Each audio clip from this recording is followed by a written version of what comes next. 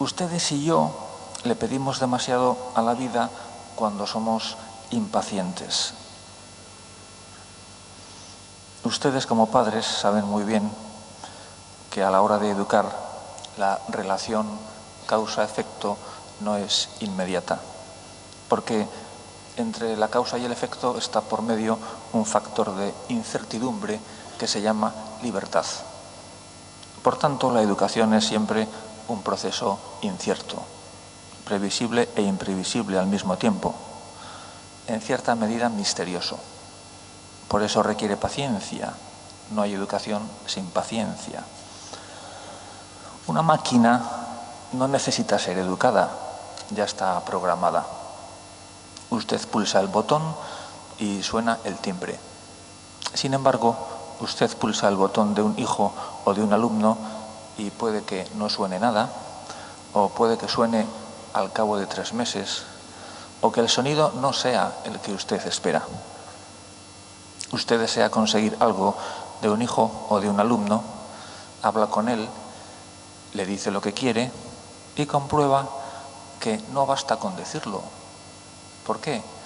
Pues porque dicho no significa oído.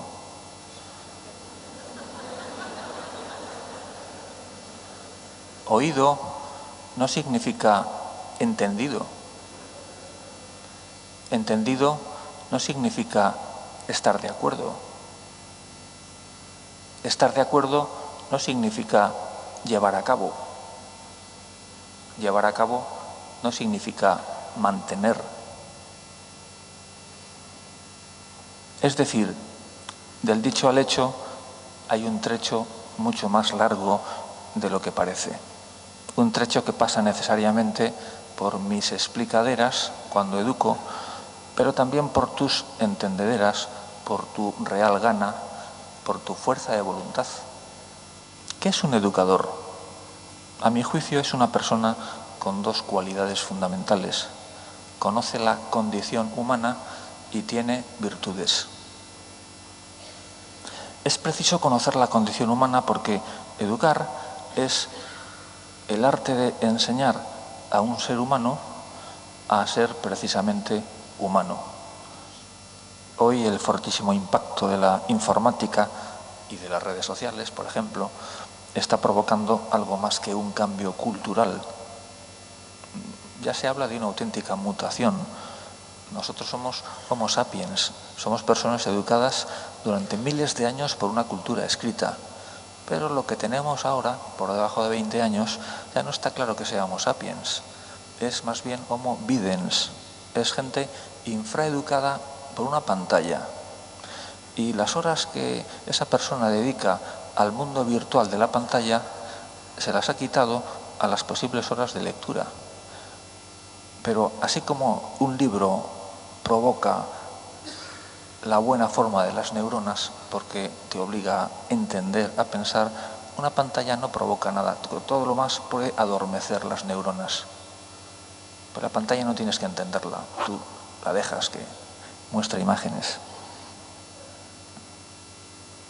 Antes ignorábamos los efectos de esta auténtica caverna platónica en versión virtual. Ahora ya sabemos que si la lectura despierta y aviva la inteligencia, las imágenes, como decía, la mecen y adormecen.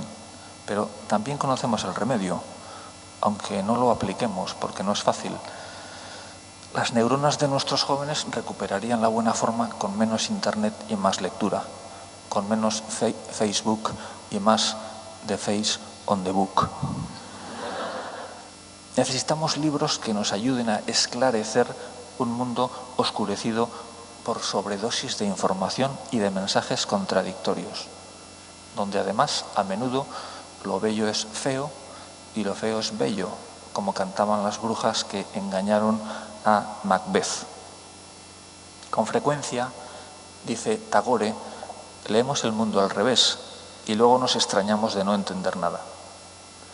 Incluso diría que está de moda interpretar el mundo en clave equivocada, en clave relativista, todo vale, en clave hedonista, a vivir, que son 2 días, en clave subjetivista, La verdad es lo que yo pienso, lo que me conviene. En clave nihilista, nada vale la pena. O como decía también Macbeth, la vida es un cuento contado por un idiota que se agita sobre el escenario de la muerte. En clave agnóstica, a saber quién es y dónde está Dios, si es que existe. En medio de esta situación, los buenos libros, en primer lugar los clásicos antiguos y modernos, nos ayudan a rectificar esos puntos de vista. Frente al todo vale, un buen libro siempre va a distinguir entre conductas dignas e indignas, lógicas y patológicas. Frente al subjetivismo, los actos tienen consecuencias. Yo puedo pensar lo que quiera, pero la realidad es la realidad. Frente al hedonismo, el bien no coincide exactamente con el placer, pues hay bienes que exigen mucho sacrificio. Hay placeres indignos y hay placeres que pasan facturas irreversibles.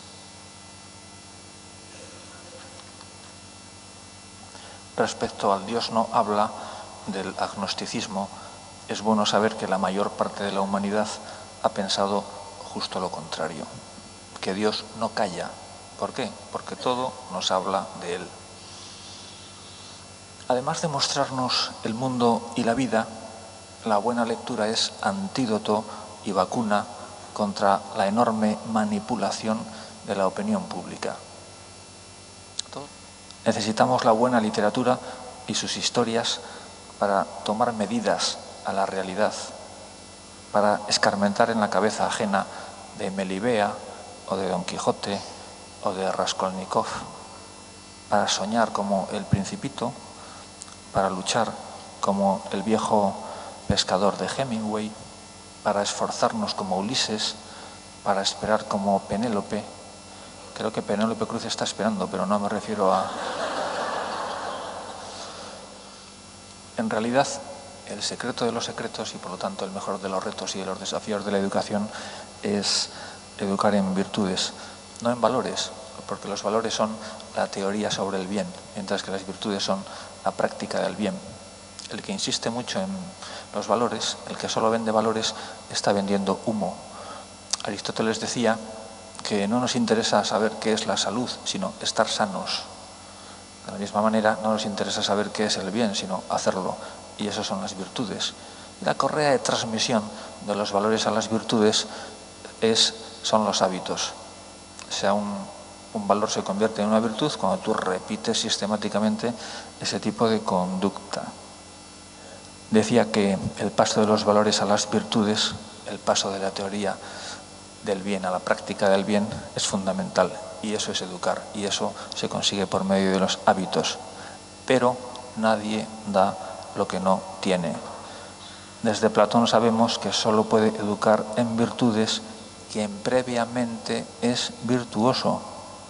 En esto consiste el secreto de la educación. Ahí se resumen todos sus retos y desafíos.